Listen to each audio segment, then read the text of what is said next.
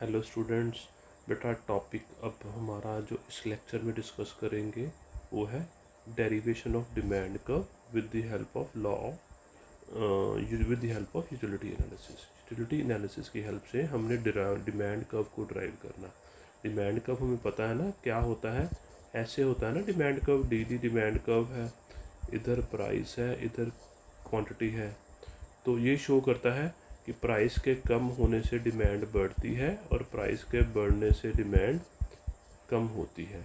इस चीज़ को हमने यूटिलिटी एनालिसिस की हेल्प से एक्सप्लेन करना है। यूटिलिटी एनालिसिस में हमने दो तरह के लॉस पढ़े हैं ना, लॉ ऑफ डीएमयू और law of EMU, law of diminishing marginality और लॉ ऑफ इक्वी मार्जिनलिटी। इन दोनों की हेल्प से एक्सप्लेन करेंगे। पहले हम करते हैं फर्स्ट वाला part with the help of law of diminishing marginality. Law of diminishing marginality हमें क्या बताता है?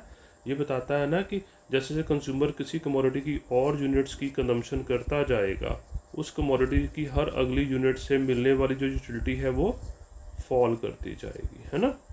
और इक्विलिब्रियम लॉ ऑफ डीएमयू की हेल्प से कहाँ पर होता है? हमने कंज्यूमर इक्विलिब्रियम वाले केस में पढ़ा था। कंज्यूमर वहाँ पर इक्विलिब्रियम है जहाँ पर marginality of commodity X is equal to price of commodity X. ये देखिए, तो ये इक्विलिब्रियम का पॉइंट है ना। कंज्यूमर यहाँ पर इक्विलिब्रियम में होता है, वो अगली यूनिट की कंजम्पशन नहीं करेगा क्योंकि प्राइस ज़्यादा है, यूटिलिटी कम है, ठीक है। बट अगली यूनिट की कंजम्पशन वो कर सकता है, वो तब करेगा अगर प्राइस कम हो के 4 रुपये हो जाए। 5वीं यूनिट की कंजम्पशन भी वो कर सकता है अगर प्राइस कम हो के 2 रुपये हो जाए, ठीक है ना। क्योंकि अगर थ्योरेटिकली आपको समझाऊं, क्योंकि अगली यूनिट से यूटिलिटी कम मिलनी है तो अगली यूनिट हम तभी खरीदेंगे अगर प्राइस कम होगी, ठीक है। अदरवाइज कंज्यूमर ने वहाँ तक कंजम्पशन करनी है जहाँ पर मार्जिनलिटी और प्राइस दोनों बराबर हो जाए। क्लियर? इसको एक डायग्राम से फिर डिमांड कर्व ड्राइव कर लेते हैं। 2 पार्ट डायग्राम है। फर्स्ट पार्ट में यूनिट्स और मार्जिनलिटी को लिया गया है, सेकंड पार्ट में प्राइस और डिमांड को लिया गया है। ये कर्व मार्जिनलिटी का कर्व नेगेटिव है, मार्जिनलिटी फॉल करती है, नेगेटिव स्लोप है इसलिए अब देखो, अगर OQ1 यूनिट्स की कंजम्पशन करता है, मार्जिनलिटी है MU1। अगर कंजम्पशन वो OQ2 कर देता है, कमोडिटी की ज़्यादा यूनिट्स कंज्यूम करता है, तो मार्जिनलिटी फॉल करके MU2। और कंजम्पशन बढ़ाता है, मार्जिनलिटी और फॉल करती है, और कंजम्पशन बढ़ाता है, मार्जिनलिटी और फॉल करती है, ठीक है। और मार्जिनलिटी और प्राइस दोनों बराबर होते हैं इक्विलिब्रियम में, तो इतनी प्राइस पर इतनी डिमांड है। मार्जिनलिटी फॉल करी, प्राइस भी फॉल करी तो डिमांड बढ़ गई, प्राइस और फॉल करी, डिमांड और बढ़ गई, प्राइस OP4 हो गई, डिमांड OQ4 हो गई। तो इस ढंग से हमने लॉ ऑफ डिमांड को फाइंड कर लिया, ड्राइव कर लिया with the help of law of diminishing marginality. अब with the help of law of equi marginality भी हम डिमांड कर्व को ड्राइव करते हैं। लॉ ऑफ EMU के अकॉर्डिंगली कंज्यूमर के इक्विलिब्रियम की 2 कंडीशंस थी ना, कि ये जो रेशो है MUX और PX, MUY और PY बराबर होनी चाहिए और ये लैम्डा के बराबर होनी चाहिए। क्लियर?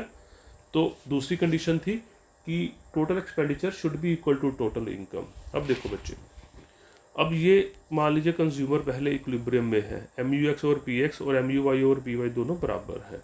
अब ये PX फॉल कर गया, price of commodity x fall कर गई, ये वाली प्राइस सेम रही। अब ये PX अगर फॉल कर जाए, डिनोमिनेटर फॉल कर जाए, तो ये पूरी वैल्यू बढ़ जाएगी। मतलब MUX और PX will become more than MUY over PY।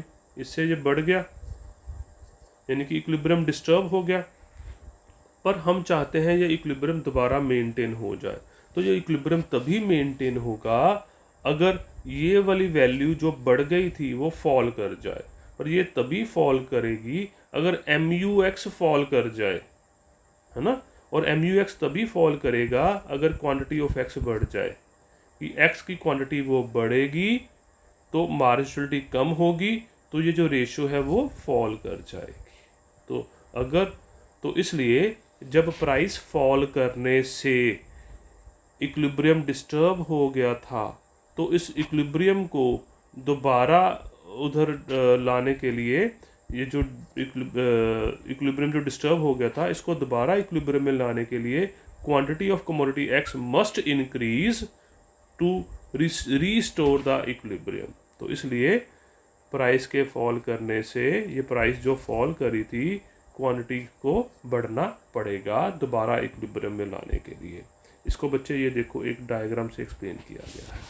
मैं इस डायग्राम को ना यहाँ पर बना के आपको समझाने की कोशिश करता हूँ। 2 पार्ट डायग्राम है ये। इस वाले डायग्राम में इधर प्राइस और डिमांड को लेते हैं और इधर हम मार्जिनलिटी और प्राइस बटा प्राइस की रेशियो को लेते हैं। इधर हमने यूनिट्स को लिया, ये लैम्डा कांस्टेंट है, लैम्डा। तो ये पहला कर्व है MUX ओवर PX। मैं थोड़ा पेन को ना छोटा बारीक कर लेता हूँ।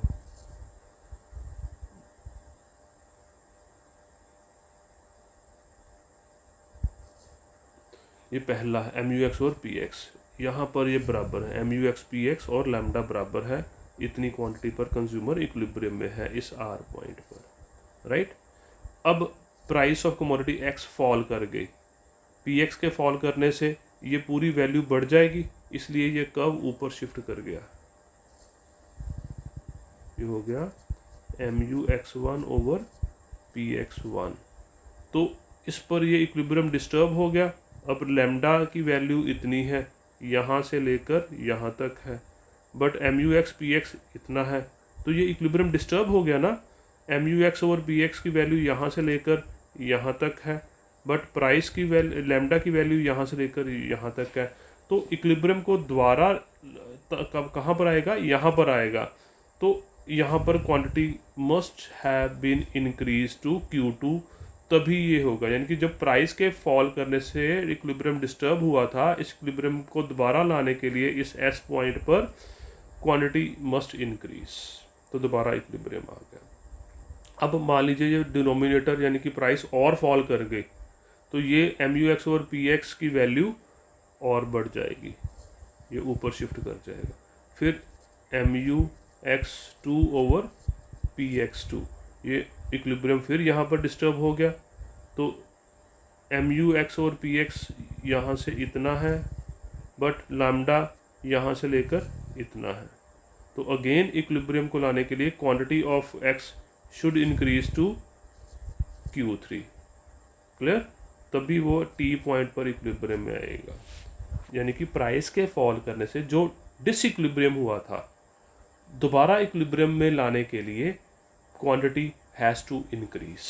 तो इसी चीज़ को हम नीचे दूसरी डायग्राम में लेके आते हैं और ये नेगेटिव स्लोप का डिमांड कर्व बना लेंगे और यहाँ से वो प्राइस P1, P2 और P3 शो कर देंगे। तो ये नेगेटिव स्लोप का डिमांड कर्व हमने ड्राइव कर लिया with the help of utility analysis. Thank you students.